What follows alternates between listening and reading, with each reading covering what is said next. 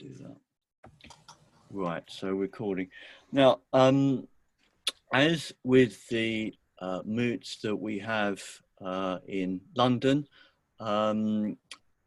these are religious events, so I shall open with the first verse from Berlusbal. Then there'll be 9 seconds or so of silence so we can clear extraneous thoughts and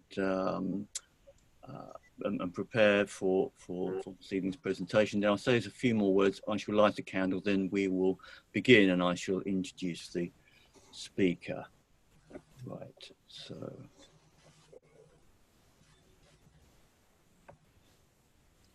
Jag spigar alla helga kinder, mer och minne, möge hända alla.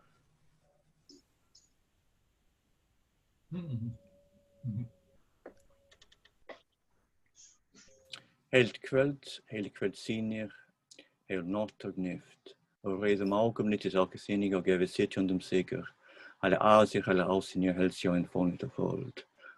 Maul och man wird gewiss mig tvem och liknelsen der meddelöver. Brande of brandy, brandons brunnin funny kwekist of funna, mother of money, bertha at maulikuder until dalska of dull. Hail evening and the sons of evening, hail night and her daughter. Look with unangry eyes upon us sitting and grant us victory. Hail the gods, hail the goddesses, hail the bountiful earth. Grant us words and wisdom and healer's hands while we live. Flame is quickened by flame. A man from another man may become wiser, but from conceit may remain ignorant. Gods of our peoples and lands, may we spend this time together in friendship with you and with one another, and use it to the common good with profit and with pleasure. Hail Odin.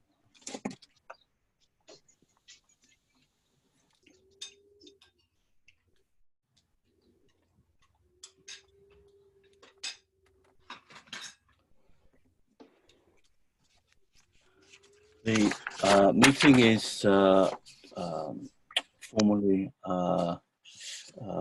underway now, and I'll introduce our first speaker. I hope everyone received the notice I sent out today that gave some details about him, and also our second speaker, Professor York. But if not, I'll just quickly outline some salient facts. Sri Dharma Pravartaka Archarya is a well-recognized spiritual teacher and author who's been intensely practicing the path of Sanatana Dharma for more than 4 decades. He counts among his numerous admirers Dr. Deepak Chopra, Shambhavi Chopra, Dr. David Frawley, the editorial staff of Hinduism Today, who has called him one of the top 3 authorities on Vedic spirituality in the world today, and many hundreds of other important spiritual leaders and teachers. He lived a life as a full-time Hindu monk from 1978 until 1986, and was initiated as a Hindu priest in India in 1986. He earned his PhD in religious studies from the University of Wisconsin-Madison. He's currently recognized as one of the world's foremost authorities on Hinduism, the yoga tradition, dharma, spirituality and meditation. Published a dozen authoritative books on Vedic spirituality. One of the few non-Indian spiritual teachers to be accepted by both the Orthodox Indian Hindu community in addition to the Western spiritual community. From July 2007 to July 2009, he served as the resident Archarya of the Hindu temple of Nebraska in Omaha, which represents the first time in history that an American has ever been appointed to such a highly prestigious post. He's the director of the Sanatana Dharma Society, which is a global spiritual movement with an excellent website, which I'd recommend. and there's a YouTube channel, Dharma. And with that, Archarya, please, the floor is yours. Very good, wonderful. Well, first of all, let me say to everyone in the Sanskrit language, Namaste, which very simply means I offer my respects unto you. And let me thank you, first of all, very much for inviting me to this event, inviting me to give this lecture. I want to thank all of you for being here as well, given these trying times, of course, with COVID-19, as we were speaking about just a short time ago. It's nice that we have such opportunities to still get together, even if online, even if we can't be together face to face. But thank you all very much for being here and for listening to my talk. If you will please bear with me, I will give a talk for about 35 or so minutes, something like that. I then want to leave ample time to have questions and answers, etc. And let me just explain very briefly, thank you for that introduction. In addition to that, I also want to explain to people that for myself personally, I am an extremely orthodox, very traditionalist follower of what is called the Vedic tradition or Sanatana Dharma, what is properly called Sanatana Dharma. However, as individuals in the Asatru community who know me will attest, I am not only, in addition to that, extremely favorable toward Asatru, but I count among my personal students, actually, many leaders of Asatru throughout the world, including especially in America. One very important leader of whom I actually even gave initiation as well. And it's been very interesting to me that I've seen that over roughly the last maybe 6 or 7 years especially, even though my audience primarily is of course Vedic people, that is Hindus, individuals who practice yoga, Vedic spirituality, etc. I've seen that since the publishing of my one book specifically, the Dharma Manifesto, and there it is there, being held up. Since that book came out, yes, very good. Several people have it. I now apparently have hundreds and hundreds and hundreds, if not thousands, of Asatru followers who follow everything that I do, from the videos to the books to private conversations, online conversations and meetings that we have like this. And that is not by accident. I mean, at first, honestly, I was very happy, but at the same time, a little bit surprised when that first began occurring, that Asatru people started connecting with me, contacting me, asking me questions, etc. But truthfully, it is not really surprising in any way. As I think you will see, if you don't already know this, I'm sure many of you already know this, but as you will see by the time this talk is over, Sanatana Dharma and Asatru, when it comes to, let's say, philosophy, not necessarily practice, because of course they are two different traditions with different histories, but when it comes to the philosophical and worldview foundations of both paths, they are the same. And I don't state that lightly. I'm not a New Age person. I'm not a person who believes in mixing and matching paths that do not belong together. In fact, I wrote an entire book about that called Radical Universalism. Religions are indeed different. But even with that being the case, what we will see is philosophically, followers of Asatru and followers of Sanatana Dharma are pretty much on the exact same page when it comes to the concept of natural law, when it comes to concepts of history, and what I'm going to be talking about today specifically, and that is dharmic, that is natural law, let's say culture versus Abrahamism. Especially when it comes to that, oh, we are on the exact same page. Because unfortunately, for the last 4,000 years, which is really when Abrahamism came into being, for the last 4,000 years, both Sanatana Dharma and really all of the, let's say, pre-Abrahamic religions, including Asatru, including ancient Celtic, ancient Slavic, Greco-Roman religions, etc., we have been the victims of Abrahamism. They have attempted, and sadly, in some cases, very successfully so, to annihilate us, to destroy us. But more on that later. Well, my only point in this little preface is saying that I feel very much at home here with Asa True People. So thank you again for having me. Thank you for being here. It's wonderful. Good. So with that, again, just give me about 35 minutes or so, and I will discuss this topic of Abrahamism versus Dharma and what specifically these two worldviews are. Let me first of all start with what is of most importance, and that is, of course, Dharma itself. First of all, I want to define what indeed Dharma is. In fact, for that matter, the term Sanatana Dharma itself. This is a term that now I'm very happy to know is a term that's very well known. And let me explain to people who may not know this, that the term Sanatana Dharma was not well known at all 30 years ago. And I am the person who put it on the map. I made it a personal mission roughly in the late 80s or so to replace the term Hinduism with the term Sanatana Dharma. The reason why that was the case is because Hinduism is a made-up term. It was a term that was given to us by our enemies. It's not a term that is found in the Vedic scriptures in any way whatsoever. The term Hinduism is no more than approximately 350 years old, something like that. Rather, what our tradition, the Vedic tradition itself refers to itself as is this term, Sanatana Dharma. This is found in the Vedic scriptures going as far back as Rig Veda, which is extremely ancient, at least 5,000 years old. By my estimation, it's older than that, actually. More like 5,800 years ago is when it was first written down.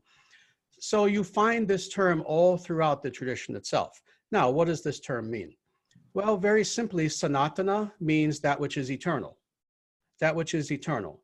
And what is eternal? Again, not in the Abrahamic sense, meaning something that is everlasting, something that will never cease to exist. See, that's the Abrahamic idea of eternal. Thus, for example, when the Abrahamic traditions talk about how we have an eternal soul, well, what they mean is we have a soul that will never die. However, did it come into being? Well, according to the Abrahamic tradition, yes. Not according to Sanatana Dharma. By the term Sanatana or eternal, this is a two-way street. In other words, that which is truly eternal in the transcendent sense, not only will never cease to be, but it never came into being. It's truly eternal in both directions. Thus, this is what the word Sanatana means. Now, the word Dharma itself is a little bit more difficult to translate into the English language because there is no word for word equivalent. What I've translated it as is indeed natural law or the natural way. That's a very easy way to understand it. However, what is really meant by Dharma or natural law is an idea that, again, is akin to the very same concept among all the ancients.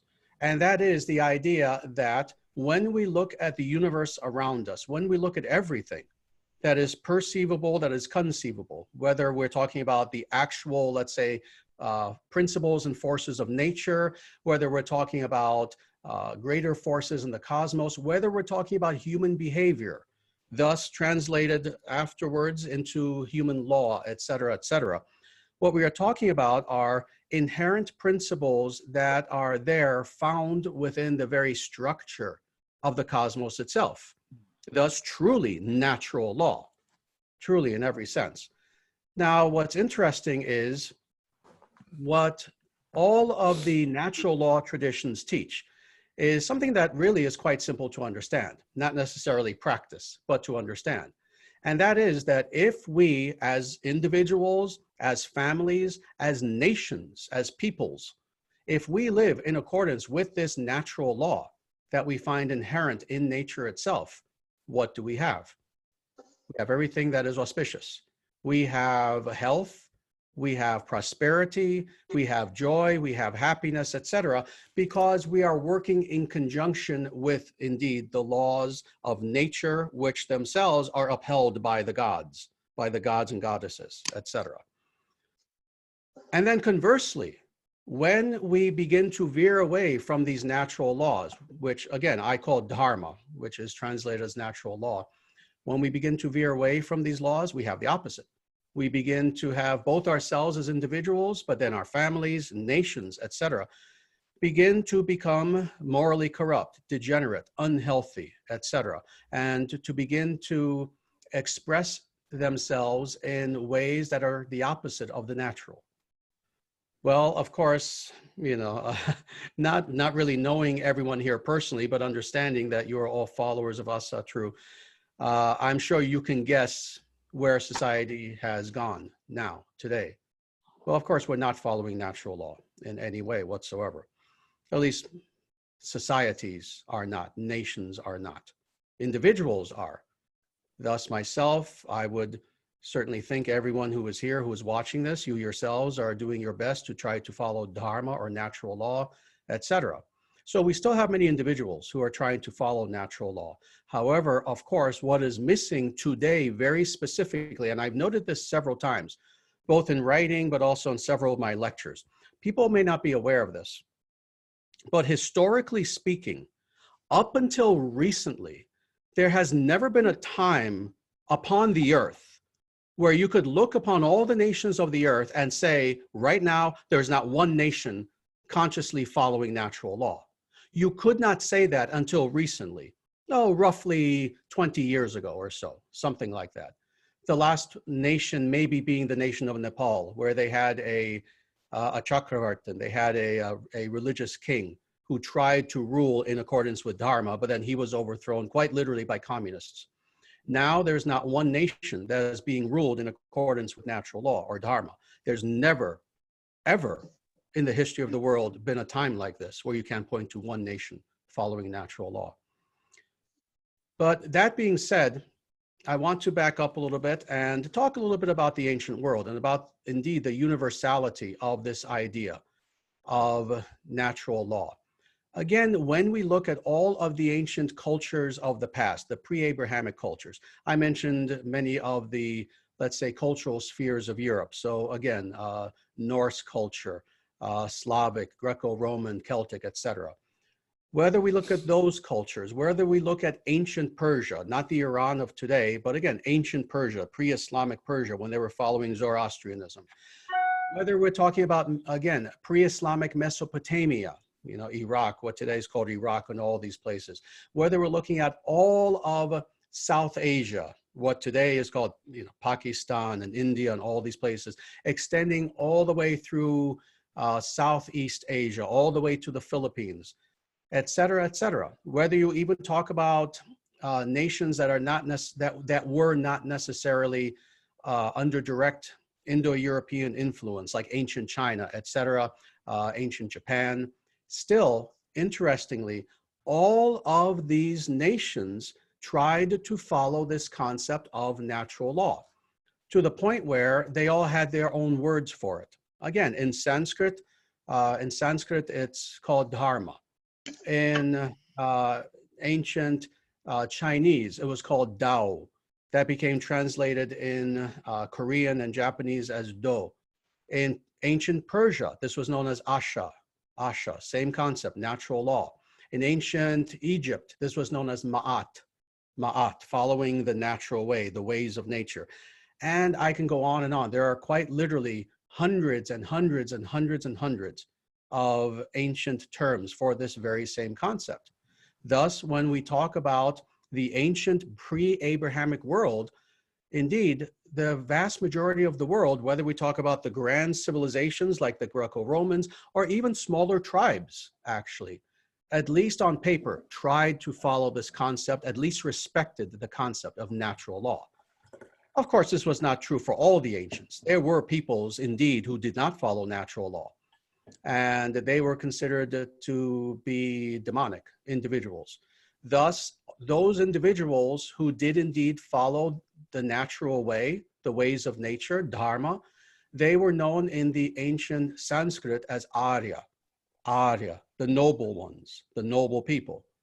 But then there were always those individuals who rebelled against the natural way, and they were called Anarya, Anarya, so the opposite, innoble. These were individuals who were not noble in any way. Now, having said that, just as a very brief preface, what I'm going to be doing now is basically giving several lists of very important characteristics, traits, elements, etc., to both explain what is the Dharmic worldview from a very practical perspective, but then afterwards, what is Abrahamism? I'm going to compare and contrast them. And then at that point, I think I will open things up for questions and answers. So several things. First of all, several civilizational principles of Dharmic culture.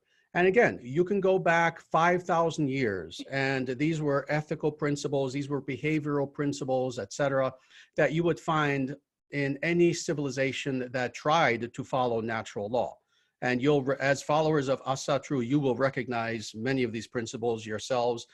In fact, interestingly, for those individuals who are not even necessarily spiritual, but let's say, to state it politically, somewhat conservative or traditionalist, even many individuals like this will recognize many of these principles as principles that they themselves uphold. So these are some of the civilizational principles of Dharmic culture. First, the centrality of work, of family, and of education. Again, this is something that we find universally. Next, being honorable, respectful, loyal, earnest, and supremely noble in all of one's personal behavior. Next, striving always for excellence in all things.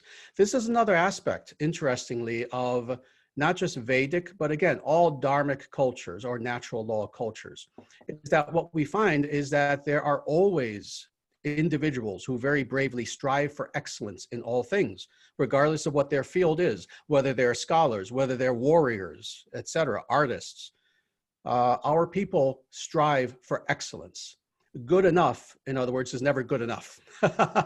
Rather, we seek perfection, even materially, as a reflection of that transcendent perfection in everything that we do. So this is another quality.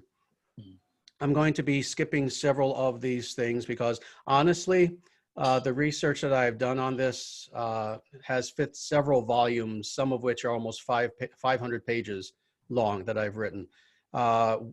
Just talking about the comparisons of all these ancient, again, Dharmic cultures throughout the world, stretching from Ireland to the Philippines. This alone, we could talk about probably for 10 hours alone. So I'll be skipping several of these, but just a few more that I want to talk about. The cultivation of discursive and discriminative thought, logical reasoning, study, learning, and scholarship. Thus, what we have seen is that natural law civilizations tend to be civilizations of thinkers, of individuals who are extremely intelligent and more who cultivate the science of logic and reasoning, etc. Thus, this is why we've had so many scientific breakthroughs throughout the history of Europe, etc. All right, now that aside, this especially I think people are going to find very, very interesting. I want to talk about some Pan-Dharmic civilizational elements. And what I mean by this is, you can, as I'm going through this list, in your mind, think of any of the ancient, again, pre-Abrahamic civilizations, whether ancient Greece, whether Troy, whether Rome, whether anything we can think of, again, Persia, India, etc., etc. And what you will see is that these are civilizational elements that they all share in common. And some of these are quite interesting. The first of these is the idea of having small, manageable cities and or city-states. Now, interestingly, the Vedic scriptures themselves talk about how cities are a good thing when they are properly managed. It's in cities that culture can thrive, that you can have economic prosperity, et cetera, et cetera. You can have diverse people with different ideas coming together, having discussions, et cetera, et cetera.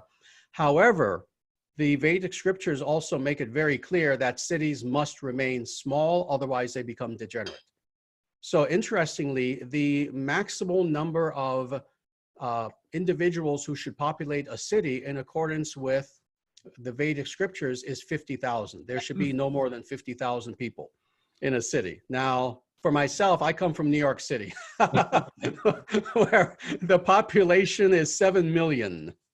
And that's small compared to some other places. So for example, Mexico City, I forget what the population is. I believe it's something like 20 million or something like that. It's astronomical. It's amazing. And we can just imagine where the Vedic scriptures are telling us a city should have no more than 50,000 people. Otherwise, it begins to become degenerate. Well, we can look at many of the major cities of this world and see just how wise that was. Another important element is the idea of theocratic governments, that is, the religion and state being united. You know, with many of these ancient city-states, what we have seen is that, actually not many of them, all of them, they are structured in a very similar sort of way, whether we're talking about the cities of, again, ancient Egypt, the Greeks, India, et cetera, et cetera. That is, what is at the center of the city? What is at the center of the city, both conceptually, spiritually, but also quite literally, geographically, as far as an actual architectural structure? What is at the very center of the city is the temple. You have a temple, a ziggurat, etc., whatever you wish to call it, that is at the center of the city. There is a primary deity who is there within the temple, who is the deity of the people of that city or that city-state, that city-state nation, etc. And more than this, the king is often the chief priest. This is not always the case, but it's usually the case that the king, the secular ruler of the city-state of the nation, also serves as the chief priest. And more, that king is reigning, one could say, in representation of the deity. In other words, it is the deity who actually is considered to be the king. But the actual physical king is simply reigning, representing the actual deity. Several other things to be said about this. As far as the king, as far as the ruler, what we have in the ancient world is the idea of divine kingship. That is the idea that the king, to use the Sanskrit, is not just an ordinary person, but is considered to be a Chakravartin. Now, what is a Chakravartin? This is, of course, Sanskrit.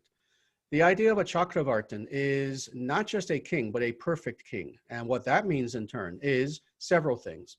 An individual who is, as I said, ruling on behalf of God or the god or goddess. That's the first thing. The second thing is that the qualities of that king, of that ruler, is very special.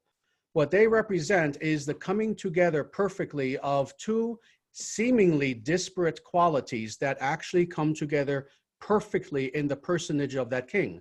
And that is, on the one hand, the martial element, but then on the other hand, the spiritual or the priestly element. Now, what we have seen historically is that you either are one or the other. Usually if you're a warrior, you're not a priest. If you're a priest, you are not a warrior.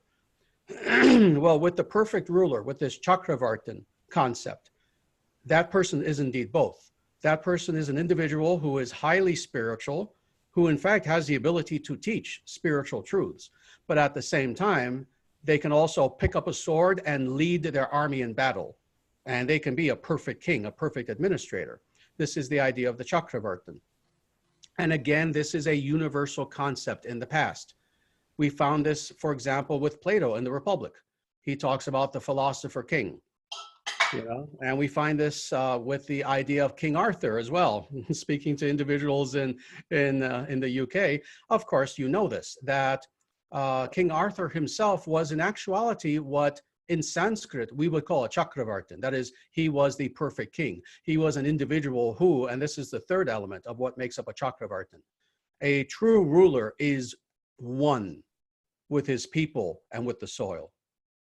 Indeed, that perfect ruler is a manifestation of his people and of the soil of his nation. When you're looking at not just a ruler, not just a king, but this concept of the Chakravartin. And let me tell you what Chakravartin means. It means one who holds in his hand the chakra of Dharma. In other words, a person who literally is holding in his hand the power of Dharma. That's what a Chakravartin means. So this perfect king is an individual who is, one could say, a manifestation of the true will of the people, of his people, and of the nation. So that's what a Chakravartin is. let's go on a little bit more. And again, truthfully, I can go on with a list of hundreds and hundreds and hundreds and hundreds of elements like this, talking about all these let's say, Pan-Dharmic civilizational elements. But I'm just going to limit myself to a few because I ultimately also want to talk about Abrahamism and what is the contrast between these two extremely opposing worldviews. One other thing is the natural hierarchy of being. The natural hierarchy of being. You know, it's funny, I've been wanting to write a book for decades now, and I haven't had a chance to get around to it. But I have the title. I even have an outline, actually. But I have the title of this book, and it's called The Dirtiest Word. And then the subtitle would be A Study in the Nature of Hierarchy. Hierarchy, of course, has become the dirtiest of words today, you know, to the point where we know that, again, this is true both for Abrahamism. The idea of rebelling against the concept of hierarchy did indeed spring from Abrahamism, but now very much Marxism as well.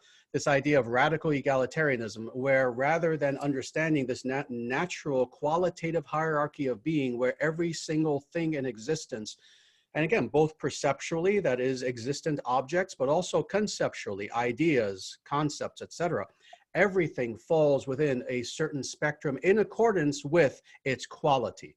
And that highest of qualities being highest because it is closest to the very nature of transcendence itself.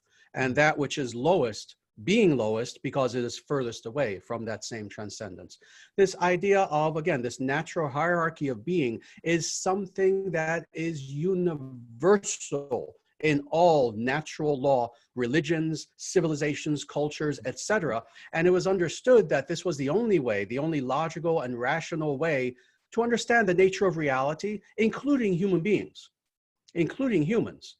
And that is especially, of course, anathema today, as we know. We cannot judge human beings in accordance with their internal qualities. Human beings, indeed, according to Marxism, human beings don't have internal qualities whatsoever. Thus, the modernist worldview is absolutely in every way opposed to this idea of natural hierarchy. But this is yet another of these very important concepts. Now, continuing as a subset, let's say, of hierarchy, of this natural hierarchy of being, we also have this other very important, let's say, social organizational concept that we find among all the ancients. And that is the idea of psychophysical natures of human beings and the resultant classes that come about as a result of this. So at the sheer minimum, we know that all of the ancients who followed natural law believed that there were at least 3 classes of people. And this varied a little bit in accordance with the various cultures that you looked at. But generally speaking, you could say that the ancients recognized that there was the class of, let's say, priestly scholars, individuals who were wise people who led society spiritually. That was the first class. The second class was the class of warriors/administrators. Again, kings, actual warriors who just spent all their time on the battlefield, individuals who were managers, administrators of state, etc. The third class being everyone else, or not quite everyone else, but let's say laborers/farmers. Now, interestingly, in the Vedic scriptures, rather than this tripartite sort of system, there are 4 classes that are recognized. There are what are called the Brahmanas, that is the, again, intellectual priestly class, the scholars, the individuals who served as judges, etc., etc. Then there were the Kshatriyas, there were the warriors/administrators, politicians, one could say rulers. Then there were the Vaishyas. These were the farmers/merchants. This was the capitalist class, one could say, of business people. And then finally, there were the Shudras, and those were the laborers. Those were the 4 classes. Now, interestingly, also in most of these ancient cultures, you also had, one could say, a 5th group. You can't call them a class, but you also had one additional group. And those were the untouchables. Those were the outsiders. Those were, again, the Anarya, the let's say, ignoble individuals, people who were not noble, and they were not even a part of the system. Now, again, you find this basic class structure among all the ancients, and in Europe, actually, continuing all the way into the Middle Ages, up until the industrial era, you know, where you had the priests, you had the knightly class, and then you had the peasants. So you had this tripartite sort of class structure. So again, this was something that was universal, absolutely universal. All right. Now, again, I'm just looking at the time, and you're just going to have to believe me when I tell you this. I have a list of many, many, many more elements like this, which I think people are finding interesting, and maybe some people would like me to go on, but I know I only have an hour. So I want to not go too deeply into more aspects of Dharma. Rather, I want to talk a little bit about Abrahamism now. And in order to do that, I need, in fact, to contrast the Abrahamic worldview from the Dharmic worldview at the most fundamental level. And that is in this way. What is, one could ask, what is, let's say, one of the philosophical foundations of the idea of natural law and of Dharma? Well, it's the idea of harmony. It's the idea of natural harmony. And when we talk about harmony, of course, I always have to, you know, explain to people, I don't mean a liberal sort of hippie concept of harmony. You know, that's not what I'm talking about. What I'm talking about is the idea of taking disparate elements of nature as we find it around us and reconciling them in such a way that we are expressing nature perfectly and progressively in such a manner that we ourselves can grow individually, but also as a society. So this is what I mean by harmony. So thus, for example, just to give an example, what I was talking about just a moment ago, how we have these various classes in human society. We have some people who, they are scholars. That's their inherent nature. That's what they want to be. Then we have some people who are warriors, very ferocious. Then we have other individuals who are very businesslike and they just think about money all the time. Then we have some individuals who don't think. They don't really engage in discursive reasoning. Rather, they love to work with their hands. These are what are considered to be laborers, shudras, etc. Now, recognizing these natural differences that are there among human beings, what Dharma does is indeed tries to reconcile them in a harmonious way such that all these classes can work together for the greater good of the people and the nation. That's Dharma. Now, on the other hand, we have Abrahamism. Abrahamism is based upon the very opposite sort of idea, and that is the idea that conflict is something that should be encouraged as much as possible. What I have called conflict theory. Again, if you read the Dharma Manifesto, I go much more deeply than I can in this very brief talk. But with Abrahamism, the idea is the very opposite of Dharma. The idea is that, no, conflict is good. Thus, when you see classes, have them war with each other. Have them war with each other. It's essentially the Hegelian dialectic of thesis, antithesis, synthesis. The idea that, oh, you have two opposing elements, have them clash. And then with the idea, mistaken, of course, philosophically and empirically mistaken, historically we've seen very mistaken, with the idea that when you have a violent clash, something better will come about. Thus, we have class struggle, as we see in Marxism. And Marxism, again, I don't have time to go into this, but please read the Dharma Manifesto. You'll see that Marxism is 100% Abrahamic. Its very philosophical foundation is Abrahamic due to many reasons, including this reason that I'm mentioning philosophically, that the idea is quite literally the opposite of Dharma, that wherever you see distinctions, you have to accentuate with the idea of there being warfare, and thus bringing about some mythical, eschatological idea of a perfect socialist paradise. All right, so with that as a beginning, let me just do this because, again, I'm looking at the time and I know that we don't have a lot of time. I think I prepared for a talk that would have been 5 hours. So instead, I'm going to cut to the chase and look at some of, indeed, the conflicting, let's say, distinctions. I'm sorry? Oh, someone was making a comment. I didn't hear it though. But let me look at some of these, indeed, distinctions. How is Dharma different from the Abrahamic religions? And again, those of you who have read my books, you've heard many of these before, but for those of you who haven't, hopefully this will be very enlightening. And I'm just going to go through this list, maybe with a few little comments here and there. So first of all, Dharma is pro-nature. Well, that's a given. In every way, we are pro-nature. We love nature. As individuals, we love being in nature. Nature is like our temple. You know, for myself, whenever I go out into nature, that's like being in a temple, and I can be in nature for hours, just walking and breathing and soaking in all of the energies of the living beings who are around me. We are very much pro-nature. Abrahamism, on the other hand, is at war with nature. And we've seen this. We've seen this both theologically. Theologically, Abrahamists, and we know this from, of course, when Christian missionaries especially began going into the deeper parts of Europe, going into Germania, etc., into the UK, what was, the UK back then. Oh, they were at war with nature. They saw nature as suspicious. It was in nature that devils dwelt. And they would find these holy places, these holy natural temples of the indigenous European peoples, and they would destroy them. They would destroy sacred trees and sacred groves, etc., because again, the Abrahamists saw nature as the devil. So they are very much anti-nature. A few more things, several more things. For the Dharmic spirituality, divinity is expressed both in masculine and feminine terms. As we know, we believe in both gods and goddesses.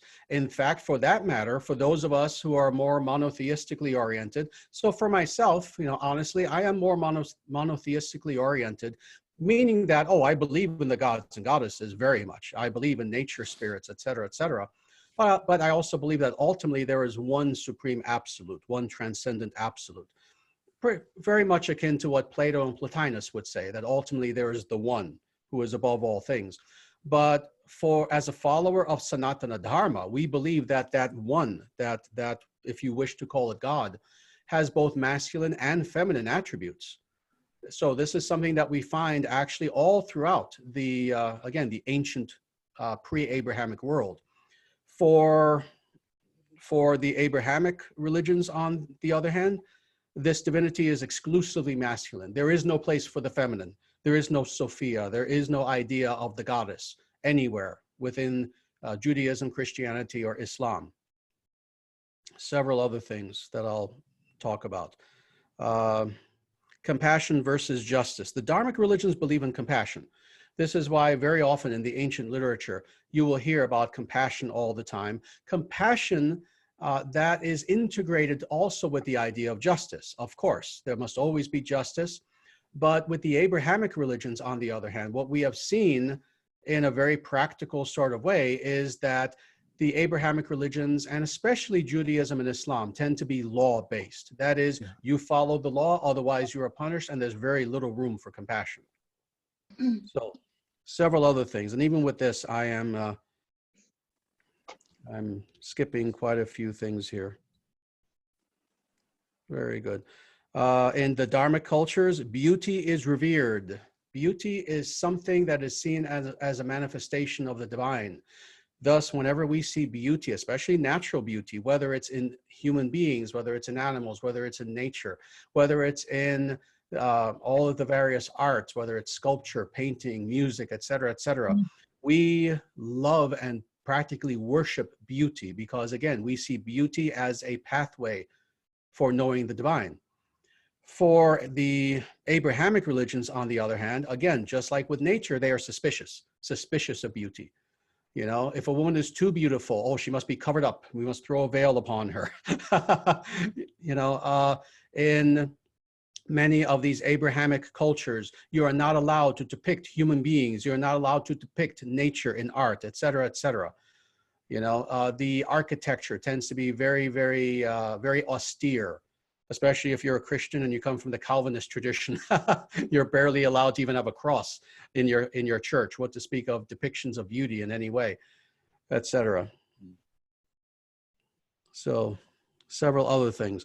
The Dharmic religions tend to be rational, tend to be indeed very philosophical, whereas the Abrahamic religions tend to be very emotional. They tend to be very emotionally based. Now, of course, an individual who is a, let's say, somewhat more educated follower of one of the Abrahamic religions might try to protest and say, oh, what are you talking about? Have you not heard of Thomas Aquinas? Have you not heard of all these Christian philosophers, Islamic philosophers, et cetera, et cetera? And of course, how do we counter this? Well, very easily. All you need to do is look at the history of so-called Christian and Islamic philosophy, and you realize that 100% of it ultimately finds its source origin in pagan philosophy. It finds its source origin in Aristotelianism and Platonism, among other things. You know, so thus, even so-called Christian philosophy and so-called Islamic philosophy borrowed extensively, if not completely, from pre-Abrahamic philosophical traditions. Truthfully, those pagan sources taken away from Christian and Islamic so-called philosophy, there would be no philosophy in Christianity or Islam. So the Dharmic religions tend to be philosophical. Indeed, we are the very source of philosophy itself. Thus, you have these ancient philosophical traditions, again, all throughout the Greco-Roman system, ancient Chinese, ancient Indian, etc. Whereas for the Abrahamic traditions, there is no philosophy that's there, especially if you read the Old Testament and the Quran. All right, very good. Very nice. Give me just a few more moments. Very good. And if I can just ask, so we do indeed need to stop at 2 p.m., correct? We have another speaker. So the total length shouldn't really go over 2 hours. So it's roughly an hour each. But I mean, I think there is some flexibility here. No, that's perfectly fine. I do not want to disrespect the next speaker in any way and speak over his time. So that being the case, well, if I can just ask Michael. Michael, are you there? Yes. Michael York. Yes. Yeah. How long do you need the full hour? I think I do. Yes, I think you do have a lot of slides. Yes. Okay, that's fine. That's perfectly fine. Why don't I stop here? And just for the 5 minutes that we have left, just if there are any questions, I'm sorry I did not leave a lot of time. Again, I prepared for probably a 5.5-hour talk rather than a half-hour talk because there's so much to talk about. Can I just end in this way before I take questions, actually? And that is this, just to reiterate that, again, even though I consider myself to be primarily a follower of Sanatana Dharma, of the Vedic tradition, again, the not only respect that I have for Asatru is tremendous and great. Not just respect, but indeed, it is indeed my great hope that Asatru, that Norse spirituality, can be fully revived as much as is possible, given the fact that, of course, much of the literature and traditions are gone. And I know, firsthand, many of the individuals who are very bravely trying to reconstruct Asatru and the ancient Norse religion. I just want to say, not only do you have my full support in this, but in fact, unbeknownst to many people, other than just a tiny number of people, I have been helping indeed to reconstruct Asatru among the Asatru community. Again, very few people know this, just some of the leaders, in revealing sadhanas, revealing actual spiritual practices. And for example, in 2014, I revealed what is quite literally in Sanskrit, a Thor Mantra, a brief mantra, and then a Thor Gayatri mantra that very few people know because I have not taught it publicly. I've only initiated a tiny number of people in these two Thor mantras. So again, it is, Asatru is a path that I consider to be a sister path to Sanatana Dharma. And that gives you some indication of how much that is indeed the case.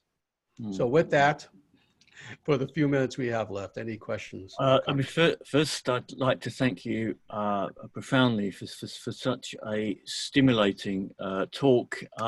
And secondly, perhaps it'd be possible for you to come back in the future, because I think there will not be time for all those who wish to ask you a question to do so. Would that be possible, Archarya ji?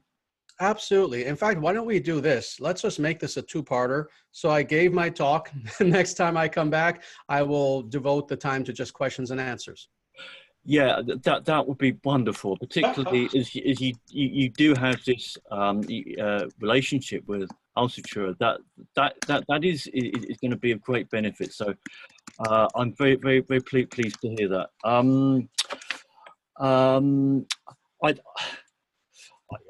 May I just ask a question which several people have put to me, to ask you, and I think a lot of them are not here, so that may be a good thing to do. Several people have asked why you were drawn to what's called Hinduism as opposed to a tradition that had its roots in Europe. Sure, definitely. Well, part of it is the historical context in which I began my my spiritual journey. I first began following Sanatana Dharma when I was 10 years old. So we're talking about 1973. And I was living in New York. I was, and still am, of Italian heritage. Resources were limited.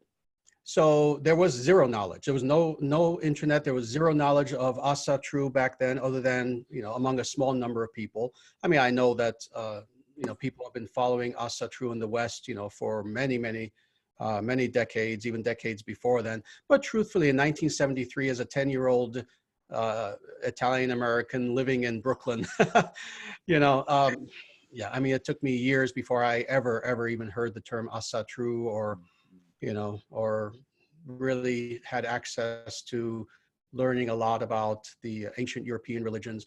I did over time. And if anything, interestingly, the more I learned about the ancient pre-Christian European religions, actually, interestingly, the more solidified I was in my decision, because again, I saw them as the same, just different cultural expressions. But philosophically, again, this short list that I gave, I could have gone on for another 5 hours describing the similarities. And I think pretty much everyone who is a follower of Asatru would agree with everything that was said here. Philosophically, the foundations of Sanatana Dharma and Asatru are the same. If anything, and I don't mean this to be controversial, it's just a fact. I mean, anyone, again, I know many leaders of Asatru and they all agree with this. The truth is that Sanatana Dharma is an intact tradition. It has a literature, not just a literature, it has a literature consisting of hundreds and hundreds of sacred texts, all of which are intact. The traditions are intact, the practices are intact. We know exactly what to do to bring ourselves closer to the divine, meditation practices, ritual practices, etc. There's nothing that is missing. Versus the European religions, due to persecution, of course, we know that priests burnt sacred texts. They killed pagan priests, etc., etc. Thus, much of the knowledge is lost. So this is another reason why I follow Sanatana Dharma. It's all there. It's all intact. And in fact, so much so that, again, I'm sure you yourself and many people in Asatru know this, many Asatru leaders and scholars indeed turn to the Vedic tradition to fill in the blanks. And in fact, I've encouraged them to do that for decades. I've actually told Asatru people, please don't feel like you're stealing from Sanatana Dharma in any way. No, we're sister religions. In any way that we can help you to understand your own tradition better, it's our humble honor to do so. So yeah, that's why I found myself more drawn to Sanatana Dharma. Yes, indeed. I have a couple of questions in the chat, but I think it would be good to give someone the opportunity to speak or to put it Michael, you've got your hand up first, so go ahead, All right. sir. Let me just say, I mean, I really enjoyed your talk, and I think basically I think we all would agree with how you have synchronized or aligned or harmonized Dharmic understandings with, let's say, heathen understandings. The only couple little things I want to question. I would question the idea of the centrality of work and family not also being part of the Abrahamic, especially when you think of both the Jewish tradition and the Calvinist tradition from which we get our capitalism. Work was always stressed, and the family seems to be always central. And just a couple other little things that I might question you on would be, for instance, Spinoza believes that this class struggle should be eliminated for going for a greater harmony. But Nietzsche comes out and says that class struggle is what makes us stronger. So he sees it as a positive. And at the same time, Nietzsche was totally opposed to the idea of compassion. So, I mean, he's a complicated one. But, and then just on the rational emotional thing, very often rationality is ascribed more to the Abrahamic and the Western tradition, which comes out of that, as opposed to heathenism, paganism, which refine and re-exalt emotionality. So that's just, we could probably debate this for another occasion. Sure, definitely. Yeah, let me just say several things. Yes, this is what's interesting, is that there's always room for nuance. So of course, what we see is that there are, well, let me back up. We are indeed talking about natural law. This being the case, it is certainly the case that you will find certain natural law principles that are followed even by people in the Abrahamic traditions, despite themselves, because truthfully, you cannot even survive as a people unless you follow these natural law principles. Thus, of course, yes, when it comes to the idea of work, family, education, yes, you find that being very strong today, especially among many Abrahamists as well, like you mentioned, the Calvinists, et cetera, the Protestant work ethic, et cetera. So yes, there is certainly a little bit of crossover. As far as Spinoza, yeah, Spinoza was a very interesting individual. He was a pantheist. And that being the case, one could argue that he himself, even though of course he was, born of Jewish origins, thus technically an Abrahamist, it's debatable how much of an Abrahamist he was. He was expelled from his community. Yeah, exactly. And then as far as Nietzsche, let me tell you, and I don't mean to be blasphemous here, because I know a lot of people who love Nietzsche and who are even Nietzscheans and take a lot of inspiration from Nietzsche. Let me tell you point blank, I'm not one of them. I don't like Nietzsche.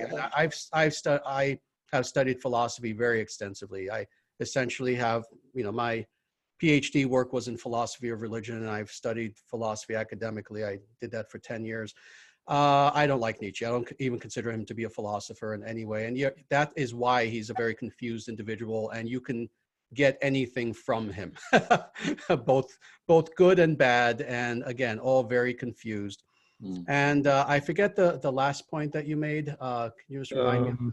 The rationality and emotionality. Yes, yes, it's quite true. Again, there is crossover. These are not black and white. It's not the fact that, Abrahamism is 100% emotional, pre-Christian European religion is 100% rational. No, certainly there are elements in both. But again, I would argue that the rational elements that you find in the Abrahamic traditions are more recent accretions. When I say recent, I mean the last 1,200 years. But when you look at the scriptural foundations, there is not a lot of what we would consider philosophy per se.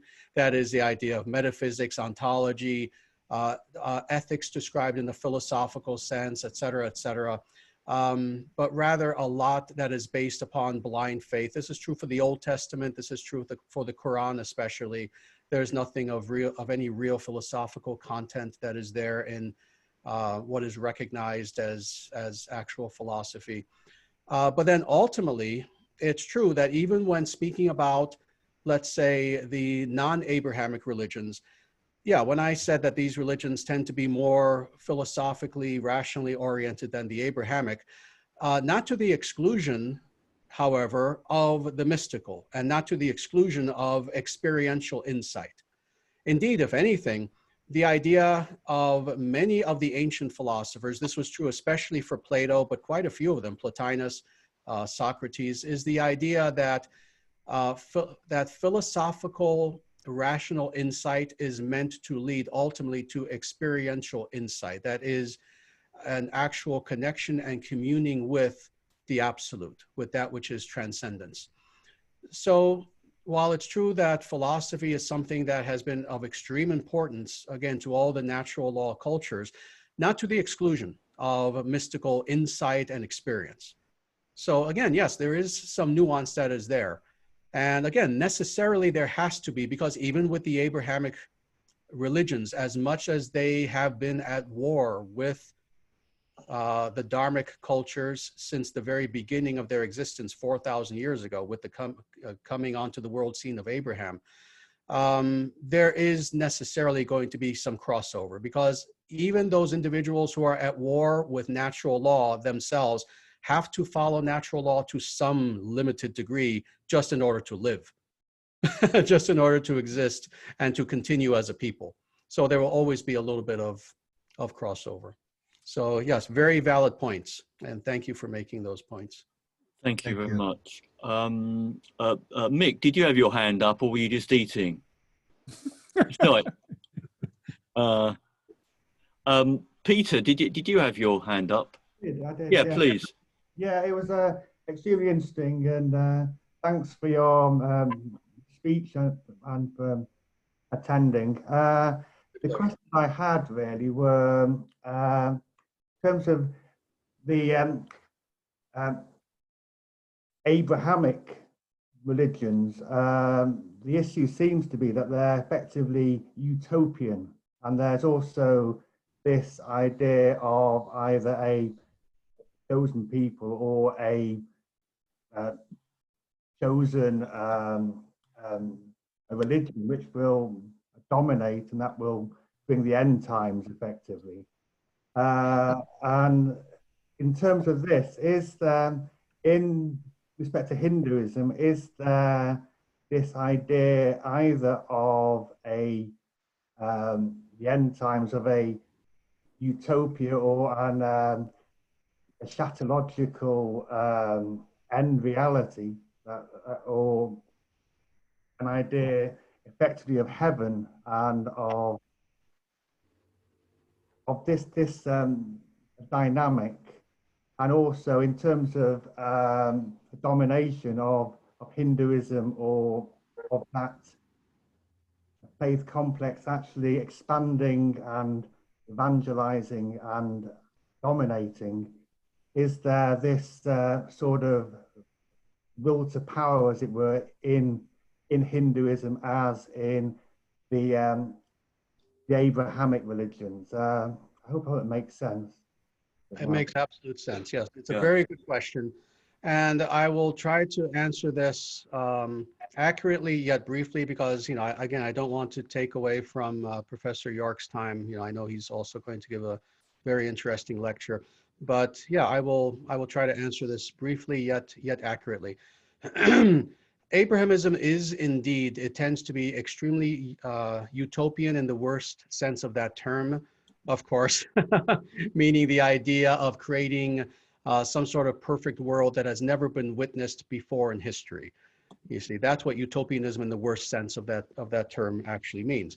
And yes, this is why both Judaism, Christianity, Islam, and interestingly, Marxism all share this feature in common. And they share many features, but talking about this specifically, they share this feature in common. That is the idea, the promise that they ultimately want to bring about a perfect world in the future. It's always in the future, A. B, it's always something that has never been witnessed historically, has never existed upon the earth. C, it is always a a promise that is pushed further and further into the future due to, let's say, the smaller, more dependent promises never coming to fruition, etc. So yes, this is indeed one of the aspects of Abrahamism.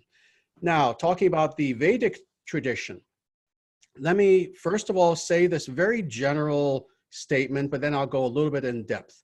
Interestingly, the Vedic tradition tends to do this, but in reverse. So in other words, and this also makes it a superior and a real utopianism, as opposed to a pie in the sky utopianism.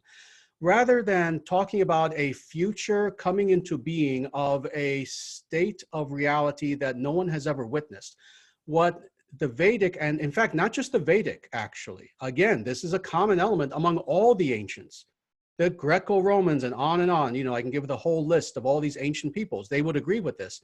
There was at one time in the past a golden age that we have descended from, that we have fallen down from. That has been a progressive, let's say, falling away from this perfect state where historically, and this is the thing, again, it's not pie in the sky, but rather in all of the ancient literatures, all the peoples talk about how at one time historically upon the earth, there was a golden age. And what does that mean? Everything was ruled in accordance with Dharma. Everything was ruled in accordance with natural law. And you had perfect leaders and the people lived in harmony and abundance and prosperity, et cetera, et cetera. And, you know, I can go on again, give a very, very long list of what a golden age looks like. And the idea is that we have little by little fallen away from that to the point where we are now in, indeed, the Kali Yuga. And it's very heartening to me that so many people, let's say now again talking politically on the political right, have taken this very term itself, you know, starting with Rene Guignon, Julius Evola, etc. This term Kali Yuga, which of course is a Vedic term. We are indeed now living in the Kali Yuga, which is the worst of all ages. However, as far as any, let's say, semi-eschatological sort of idea within the Vedic tradition, it is the idea that even within the Kali Yuga, we will see mini golden ages. You know, so in other words, the downward progression of our age is not literally just in a one sort of motion sort of way.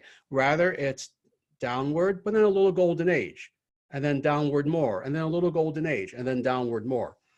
So that's the first idea. The other idea, of course, is that we believe, and again, all the ancients did, that history progresses in a cyclical manner and not a linear manner. So all the Abrahamists, of course, they believe in linear history. They believe that there is an end point, a zenith in the future in history that we are all hurtling toward. And that's not the ancient idea. The ancient idea is that, no, we go through these cycles, and specifically 4 ages. And right now we're in the worst. But even within this bad age, we'll have mini golden ages, but ultimately there will be a true golden age again. But then again, regression, and then a true golden age. And this goes on for a certain determinate amount of time. So this is the idea that, yes, there is a mini golden age that is about to happen. In fact, I've taught people that we're in the very, very, very beginning of it. And this mini golden age is going to last for approximately 10,000 years. The Vedic scriptures talk about this within the scope of the Kali Yuga, which lasts for over 400,000 years. So that's the first part. The second part of what you were asking, as far as, I forget exactly how you stated it, but the idea, let's say, of, for lack of a better term, let's say a Vedic supremacism or something like this. Again, the idea actually is that at one time, the entire earth was united in Dharma. There was no need for, let's say, an ascendant sort of will to power and the idea of Vedic tradition taking over the world. No, we had the world at one time, the totality of the world, except for those places, those few places that were barbaric. And there were always barbaric places, always. But the majority of the world indeed followed natural law at one time. Now, of course, due to this onslaught of Abrahamism that has waged war against the natural way, against Dharma for 4,000 years, now that world has shrunken and shrunken and shrunken to the point where, like I said initially, there are no Dharma nations anymore. There are no nations anywhere in existence except for, let's say, the provisional government of Tibet, you know, which is not a ruling government. Otherwise, there are no natural law governments. We have lost a lot, you know, but what is the hope? The hope is that, again, we will indeed see a restoration of Dharma in our lifetime. Thank you. Yeah. I'm afraid time is not on our side. Instead, I have a Yep. suggestion. I mean, I'm not going to be able to really give my talk within the amount of time. I'm afraid it's going to make it very confusing. Why don't I give my talk another time, and why don't we continue with questions with our first speaker? Oh, Archarya Ji, would that be agreeable to you? We could. I mean, honestly, I only have about another 12 minutes, which would be. Oh, I see. Yeah, because I have some other things I need to do. I mean, we could go either way. And again, my apologies that this went a little bit over. Yeah, I mean, it's completely up to you what you would like to do. Oh, okay. Michael, how long over the 3/4 of an hour would you want? I'm sure we can go over a quarter of an hour. Well, I'm going to have to leave too at a certain point. I mean, I would like to have discussion, and I think because mine's going to be radical, it might take up more time on that. Michael, how long do you think you'd need? Do you think you'd maybe want an hour and a half, or maybe it might be good for another evening? Is that? I think it would be good for another evening. Okay. Okay. Well, Archarya, your talk has been very high powered. So, I mean, if we continue until you go, I'm sure that's given us enough stimulation for one evening, so we can keep going until you come back again. But sure. Yes, again, I'd be happy to answer questions for maybe another 15 minutes or so. Yeah, okay. So I can certainly do that. At that point, I would have to get going, unfortunately. But okay. if people have more questions, please feel free. Let's do that. Let's do that. Anyone with a question, perhaps raise your hand. I think AJ may have been first. Please go ahead, sir. You have to unmute yourself, AJ. Yeah. Okay, you mentioned Tao, the concept of Tao in East Asia as the equivalent to Dharma or Moot. However, you know, as you're probably aware, there's another major competing philosophical tradition over there, which is Confucianism. Would you not characterize Confucianism as well as a natural law belief system? Absolutely. Yes, definitely. In fact, interestingly, you know, this is something that is interesting historically, that of course we've seen this in Europe, we've seen this in India, we've seen this in so many places where you can have, let's say, varying schools of thought all within a natural law context, within a Dharmic context. You know, so this is the case for China as well. Interestingly, even Confucius himself uses the word Tao and uses it in the exact same way that that is used in the Tao Te Ching.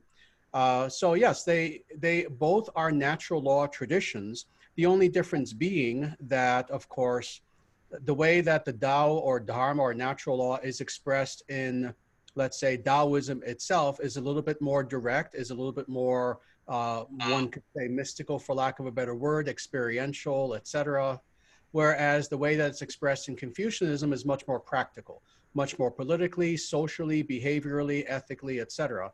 And in fact, interestingly, I wrote a paper about this, so maybe 25 years ago when I was in college, talking about how actually Taoism and Confucianism are perfect complements of one another for that reason. And indeed, historically in China, there have been many people, there were many people who in fact tried to merge the two, and quite successfully so, with the idea that that Dharma is expressed in a spectrum. again, from the most mystical, experiential to the most practical, literally, oh, how do you run a state? And what are the ethical behavioral principles that people should uphold in social conduct, etc. So yes, I mean, that is the nature of Dharma, that it covers everything. So that's why personally, I don't see any sort of serious conflict between Taoism and Confucianism. They both are upholding the Tao or Dharma. Thank you. Do we have time for one more question, Archarya ji? Sure, definitely. I think Louise was, yeah, Louise, are you there? Oh, hello. Yes, I am. Yeah. Please go ahead with your question. Well, I was wanting to ask how Jesus and the Bible and Christianity all fits in with this. I mean, was the Bible a made-up book, or what does he think? Okay, excellent question. And in fact, this is a very deep and complex question. So much so that, yeah, I'll answer this, but this will definitely have to be the last question because it will take us a little bit of time, because it's a very interesting thing. Again, to understand this fully, truly fully, please, when you have a chance, get two of my books specifically. First of all, the Dharma Manifesto, but also a much bigger book called Sanatana Dharma, the Eternal Natural Way. And in those two books, I go much deeper into this.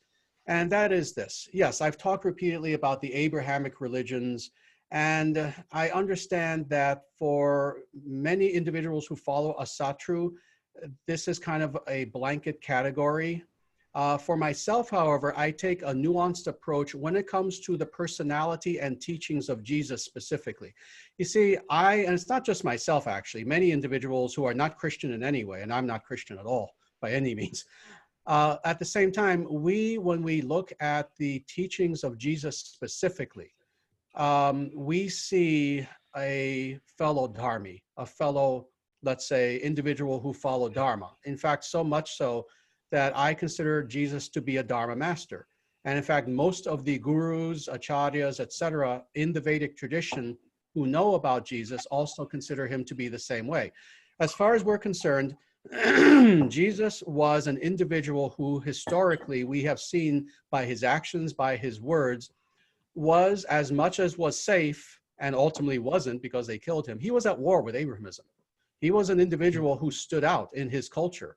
I mean, obviously, he was in an Abrahamist culture, the only Abrahamist culture that existed at his time, which was Judaism. There was no later Christianity or Islam. But he stood out to the point where, as we know, the leaders of Judaism considered him to be an enemy. They considered him to be, to be someone who was a blasphemer, someone who was not following the ways of the Old Testament, et cetera, et cetera.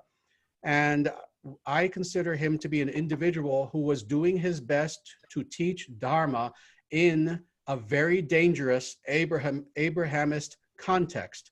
So dangerous to the point where, in fact, however careful he tried to be, they ultimately did torture and murder him. But again, when you look at his actual teachings, they are very much akin to teachings that you would find, for example, in the Bhagavad Gita. So we have to make this distinction between, on the one hand, Jesus, the person and the teacher, versus the monstrosity that came about organizationally and denominationally after he left this world, and very soon after he left this world. This is why, again, in both of the books that I mentioned, I make a distinction between let's say, the actual teachings of Jesus versus Pauline Christianity, that is the teachings of Paul, who himself arguably was still very much an Abrahamist and kind of grafted Abrahamism onto the teachings of Jesus. Thus, what we see historically is we see really two traditions when we look at Christianity. On the one hand, yes, the majority of it was indeed Abrahamist, especially the institutional expression of Christianity.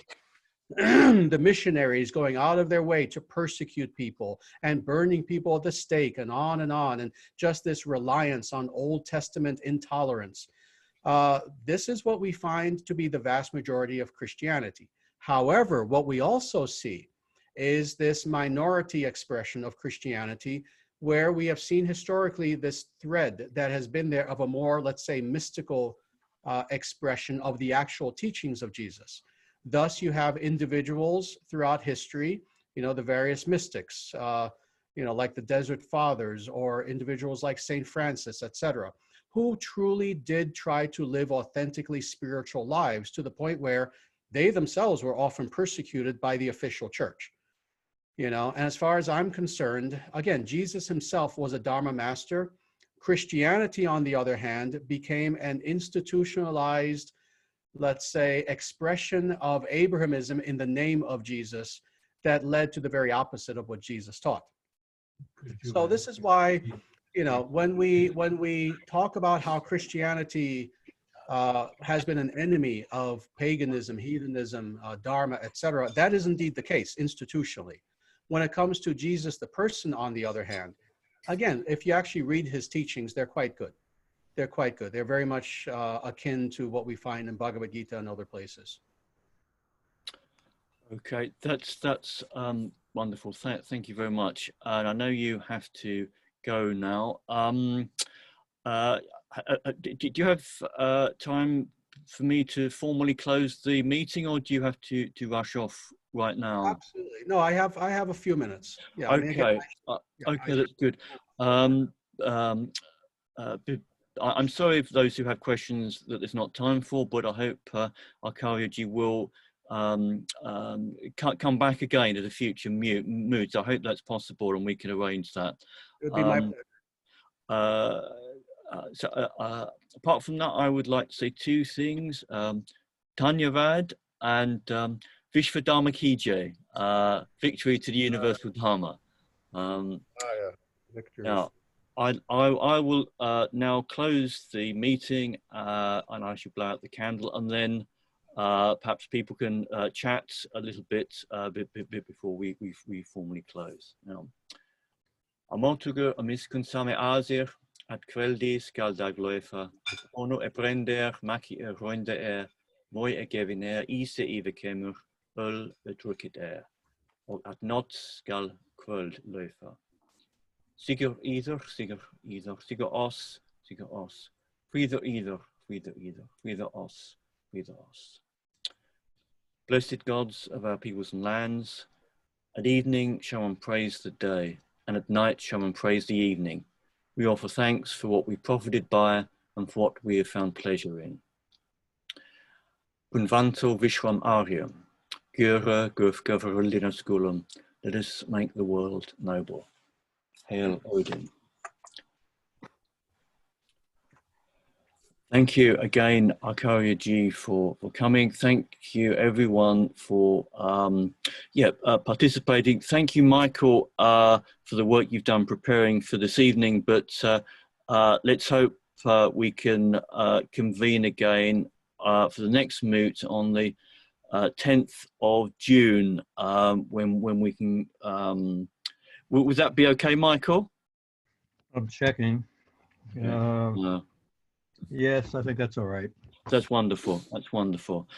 Thank you. So everyone is free to leave or to have a bit of chat. So I'll open the floor to anyone. Yeah, Adam, please. Yes. I said two things here: an announcement and also test the waters. First, I know that several of us were thinking about going to Lithuania for Raza's Midsummer. I'm getting to the point now where I'm going to be cancelling my flights, and the place I got on the Baltic for the folk festival, because I don't think it's going to happen if we've got this far down the line. I will, of course, get in contact with Tourist Information in Nida, just to see if they're saying we are definitely going to pull the folk festival on Midsummer Night. And also talk with my friends about Canave. So I'll circulate that, and if you could bounce it on, and likewise Mick, if you could bounce it on to anybody who is thinking of coming over to Lithuania, I'd be grateful. Yes. Mametis was in contact with me about, whether we'd be coming over. So, Adam, I mean, you've already booked flights, have you? I booked the flights. I booked for the Baltic Sea, Nida, where the folk festival was going to be. I booked a place there. I've not booked anything in near Carnarvon or Vilnius, which is obviously where the Rousal celebration takes place. I'm holding off doing that, but I'm thinking now I'm going to make one final attempt to contact people over there, and if it looks no go, then I'm going to pull the airfares, and quite frankly, I could do with the money actually. Okay, yeah. Well, yeah. Please keep us updated about that, and all those that are interested in going, we can circulate information. That's good. Thanks. Second thing I was going to ask, format of the evening, would there be any merit into just having one speaker starting later and having more time for question and philosophical discussion between the attendees afterwards? How do you feel about that? Yeah, that may well be a good thing. I mean, last Moot, I'm just, yes, it was the last Moot when we had Mark, didn't we? Yeah, that was, yes. I mean, he filled the whole time quite easily. So yeah, maybe that is the way to go. Yeah, yes, indeed. Perhaps that's correct. Yeah. What do other people feel? Maybe that would be a better idea. I'm for it. Yeah. I also agree. That's a lot to Yeah. process. Yeah, that's good.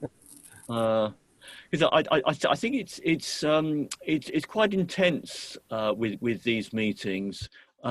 It's a lot is said, and it's very, very concentrated, which isn't quite the same for the real meetings at a venue in London, which where people chat much more. But whereas here it is very, very, very focused, I think.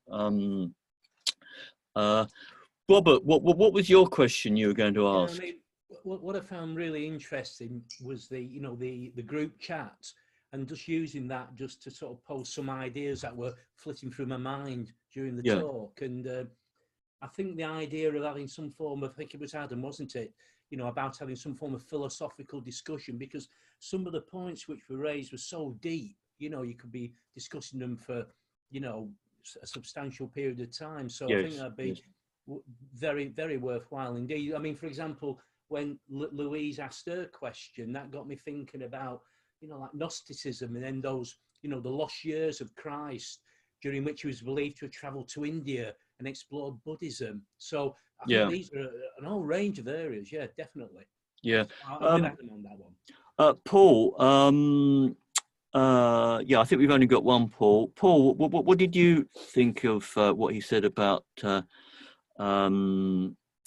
Jesus? Because I know that you've been quite interested in Gnosticism. Yeah, that was an interesting point, and that's it basically summed up what I think about it as well. I see the Old Testament and the New Testament as coming from two different places. Obviously culturally they manifest from the same area, but I think it was. And if you look, I was studying some Gnostic stuff, and although at the time they weren't particularly as one, you had the from Plato's thought and the Gnostics. We look at it now and we see a lot of similarities, different perspectives on how they viewed it and how they practiced, but ideologically was very similar. And so that shows you that side of it, whereas from the Abrahamic side of it, it was a lot different. So I've always argued that whenever I've spoken to people that have been too hard on Christianity, I've said, take a look at Jesus Christ, and if you just look at that part of it and the Gospels, then it's difficult to really criticize him, because there's some real spirituality there. But so you're right asking me, because it was something that really interested me when he said that. Good. That's a good. Michael. My question was going to be similar to the question that was posed about the role of Jesus Christ. Yes. And that is, I think, a very important aspect of the whole discussion. Oh, by the way, I'd just like to say thank you very much for organizing this, because I think that some kind of consensus about spirituality is very, very necessary, and has been lacking in the past. I want to go into all the political ramifications of that, but it's something I've always felt. I would like to throw in case people don't know the book. It's not a perfect book or anything like that, but The Controversy of Zion by Douglas Reed does draw that contrast very strongly between the idea of Jesus Christ as the Redeemer and the Talmudic and the Abrahamic tradition of the law, and Jesus Christ being set up as the bringer of compassion. And if you haven't read it, if you can find it somewhere, books are very cheap these days. You know, everybody's throwing out their libraries and get them on eBay or something. It's definitely worth reading, probably more than his other books, which were very tied up in the Second World War and perhaps rather a bit passé. But anyway, that just wanted to throw that in. And absolutely, I think Benjamin Franklin, didn't he have a Bible where he just took out everything he thought was Abrahamic? It was very thin. It was mostly just part of the Gospels. Yes. Michael, I hope that this has emboldened you to return at some point with a poetry evening, which I think would work very well. A poetry evening? Yes, we've spoken about yes, indeed. Yeah, obviously you'd have to set it up in some appropriate way. Your speaker, of course, everything's set up very well. It was very harmonious, the presentation that he made. I mean, also for the eyes. So it's something that one would have to think about. But yes, thanks for mentioning that. And if people are interested, yes, well, why not? Yeah, absolutely. AJ, you have your hand raised. Please, yeah. Okay. No, I've been thinking about what people have been bandying about in terms of what concepts belong uniquely to Abrahamic versus Dharmic traditions. And I noticed that a lot of the crossovers that were mentioned and exceptions to the rules come from more contemporary times. In other words, I'm being like our previous speaker, the last couple of thousand years, okay? I think a lot of what our first speaker mentioned, right? He was talking about really ancestral cultures that developed in isolation from each other, right? And you can see more pronounced differences if you go into the ancient scriptures, right, of each of those cultures. But then you take something like the European version of Christianity, things like Calvinism were mentioned, several Catholic scholars were mentioned, which were kind of fusion ideas of cross-fertilization between both Dharmic and Abrahamic traditions. Some of those ideas do not belong uniquely to either tradition because of the cross-fertilization that took place essentially after the Roman era.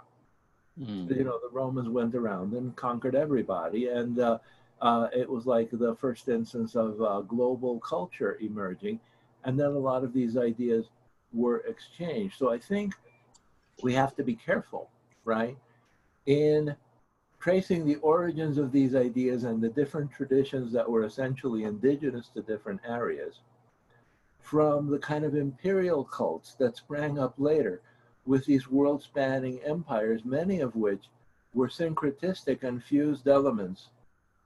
And I think some of these later beliefs cannot be very easily assigned to one or the other camp with perfect clarity. So I think when we compare these religious products or productions, we have to say when as well as where. Yeah. Yes, it's true. It's true. Ed, how did you find you're perhaps not familiar with the book, the Dharma Manifesto? Is that correct, Ed? Unmute. You must unmute. Can you unmute him? Can I unmute him? I don't know. Let's have a look, participants. Bottom left. Right, there you go. Sorry. Yeah. Are you Are we being recorded, Stead? Yes. So, okay. so say something sensible. I'm familiar with the book a little bit, but I felt it was very interesting. It's obviously looking very much into the ancient times. That the way I see it from the Arthurian tradition and the Grail legends, which are my main interest, I see that there is a slight difference there because the knights were a kind of priesthood. So if you read the Grail legends, Trevisan, you know, he is the knight and he also a hermit. So I think some of it is derived from Templar, the idea of the Templars, which were warrior knights and religious people. So I don't see that. On my own views, obviously, are not mainstream. I see the Arthurian legends as being derived from the prehistoric period, and that the pulling of the sword from the stone being a metaphor for the making of a sword. So, you know, I do see these legends coming from the very ancient past, and I see the round table as a kind of egalitarianism. So I think I think that there are different ways of viewing things with relation to you know, Dharma and these older traditions and how society operates. So a bit of a ramble there, but hopefully that gives you you know, an idea. No, thank you, Kevin. Good to have you with us. Can you unmute and say hello? How are you in Canada, I assume? Yes, 1 second. All right. Hello, everyone. Hello. And yes, Steve, I'd like to thank you very much for you know, inviting us all and hosting this and all that. For those of you who don't know me, I run a YouTube channel where I essentially teach Old English, and I make content about like pagan stuff, like devotional songs and stuff of that nature. And yeah. Are you quite familiar with Archarya G's work? I get the impression you are. You're... Yeah, oh yes. I have the Dharma Manifesto. I also have other Archarya G's books of the Sanatana Dharma, the Eternal Natural Way. I have that book, and I have another one called something like the Vedic Way of Knowing God. So those are the 3 books I have of his, and they're very useful. Sorry, yeah. Do you find this connection that he's positing between different religious traditions a valuable one, which those of us in the European tradition, where we have not the resources which the Vedic tradition has, you know, we can considerably profit from this. Do you not think that's quite a useful point of view? Yes, well, what I can say definitely that Sanatana Dharma can help fill in the blanks, as Acharya says. Like the way I would explain to people, it's like, for example, if I say in English, water is wet, and then say in German, Wasser ist nass, both are saying the same thing. They're both true. It's just, again, it's a different cultural expression of the same truth. So, and definitely, you know, with these older Germanic languages that I specialize in, that, you know, of course, you know, Dharma, what have you, would be expressed differently, or given the context of when these older languages were around, but definitely with the Vedic literature out there, it can help us, and especially in the West, to get outside of our Western Abrahamic mindset and try to get, and Vedic content allows us to get outside of that, and thus when with a quote unquote Vedic mindset, looking at Germanic literature, so to speak, it can help. Yeah, no, that's true. Michael, you have your hand raised. All right, let me just throw this in and see if it can put anything into a context. I use the sociological concept of the ideal type, and it's basically used for measuring any given religious or religion or spirituality. So they're not things in themselves; they are ideals against which religions are measured, and religions conform basically to primarily to one of those 4 types, sometimes a mixture of 2 or even 3. And so the 4 basic types are Abrahamic, Judaism, Islam, Christianity, Dharmic, Hinduism, Buddhism, secularism, which would be agnosticism, atheism, humanism, and so forth, and pagan. Now, people can question the terms that we're using in these constructs, and if you can come up with better terms, fine. But they align differently. So in a sense, both the pagan and the secular are more this worldly than otherworldly. Whereas, and that would contrast then with both the Abrahamic and the Dharmic are ultimately focused on either getting rid of this world or getting to another world, to heaven or whatever you want to call it. They have different understandings of magic. The Maya, in at least with Vedanta Hinduism, sees the whole world as an illusion. And so what one is endeavoring to do is to free oneself from that illusion. Pagans and secularists don't see the world as illusory. They embrace the physical corporal reality and go with that and work with that. Let me see, all right, the Christians and the secularists don't hold to basically a concept of many gods. Secularists don't believe in any god, really. And in some sense, the Dharmic, although it's polytheistic in a way that pagans can be polytheistic, it also again sees the gods as either stages along the way, being free of the gods, or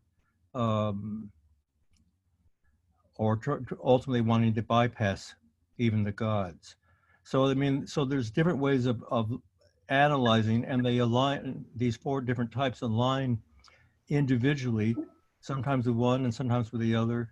But it's an interesting way of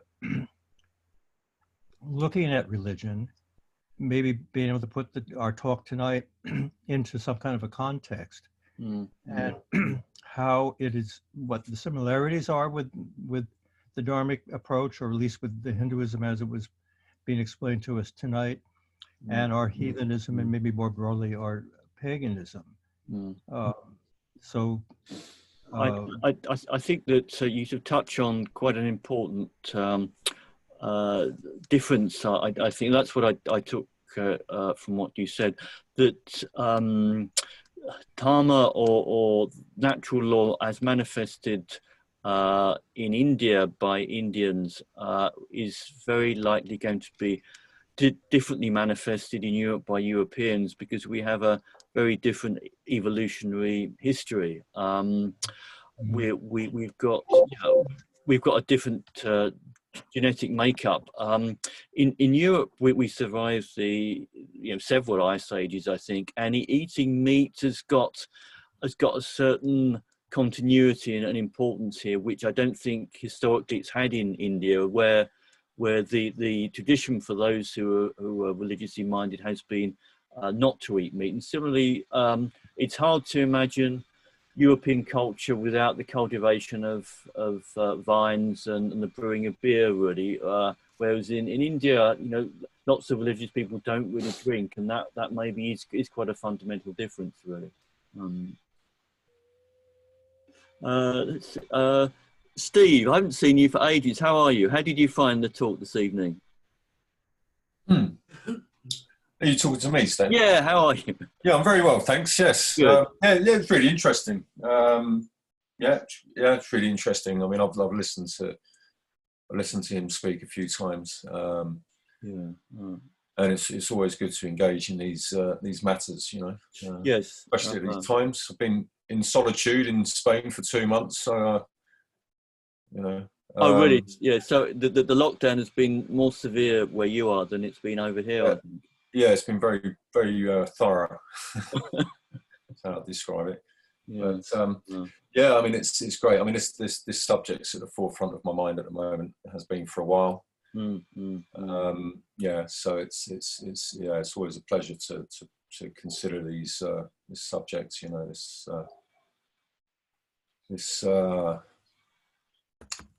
you know, these natural law concepts, you know, and contemplating ways of applying it in my life, how I can apply myself to these principles, you know. So it's just a process.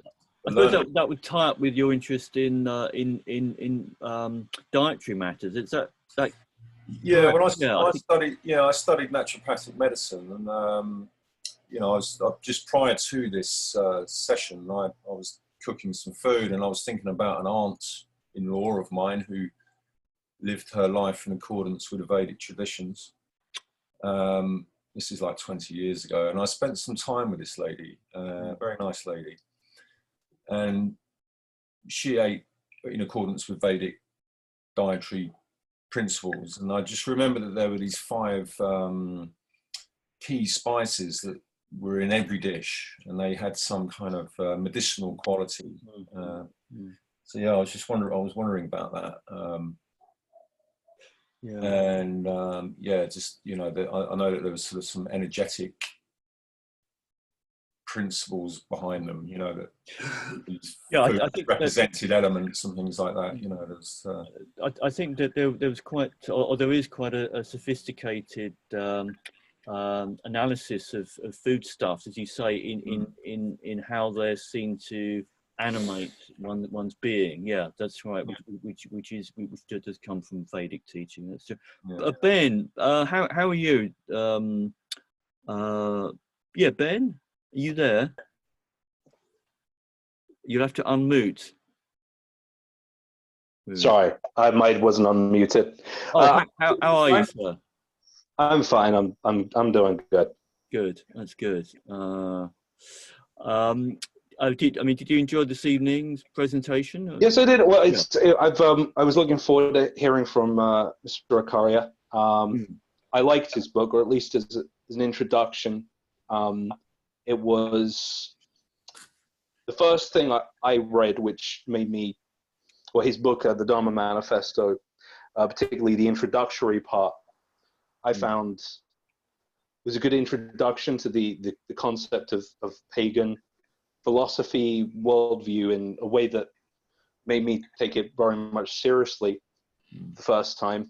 I think in terms of structure, it would have been good if he was able to have been there maybe for how can I say, this thing was staggered out. So because there was always going to be a lot of discussion, and he's in terms of his tempo, in terms of how fast he speaks and how quick to the point he is, it was always going to get dragged out quite a bit. Because I mean, both the speakers I was very much looking forward to, but I was wondering how this would be condensed into 2 hours. I do definitely approve of the idea of having this thing, having one speaker per Moot, especially as we're doing this over the internet, which is conducive to people speaking on, people feeling a little bit more relaxed. You have more interaction with the audience, a larger audience. Bill, pack it in.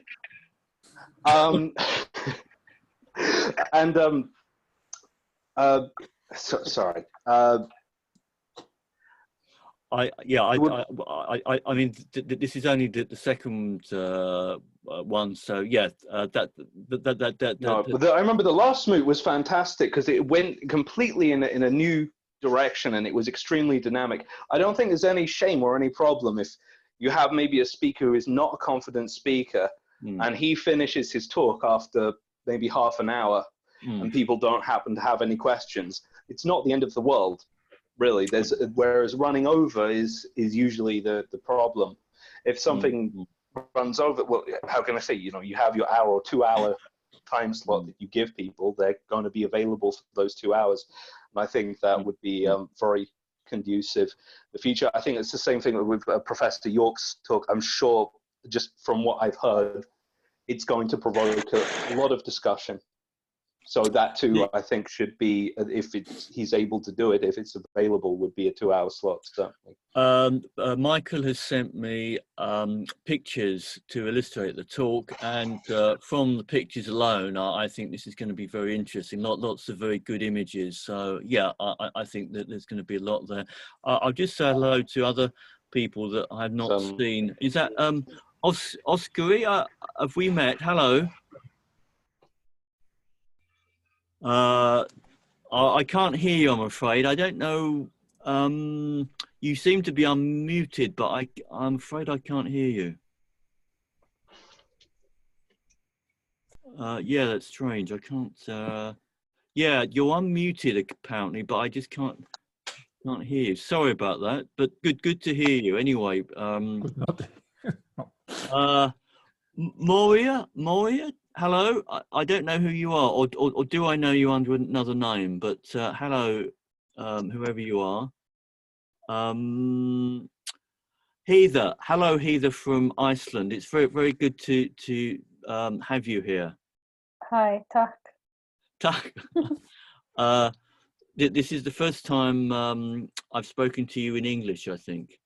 Yeah, I believe so. How are things in Iceland with the virus? It's just fine. There's no one sick anymore. Good. And going back to work, and everyone's healthy. And Excellent. That's good. But the borders are still closed. Yeah. And companies have troubles. They are many almost bankrupt. Yeah. And that could be the worst effect of it. Yes, indeed. It's going to be very bad. Yeah. Hello, Andre. Andre, you there? Just to say hello before we wind things down. Yes, here I am. Hello, how are you, sir? Very good. We are now gradually going to a light lockdown. Yes. I'm coming from Antwerp in Flanders. Yes. Since 50 years of the French New Right.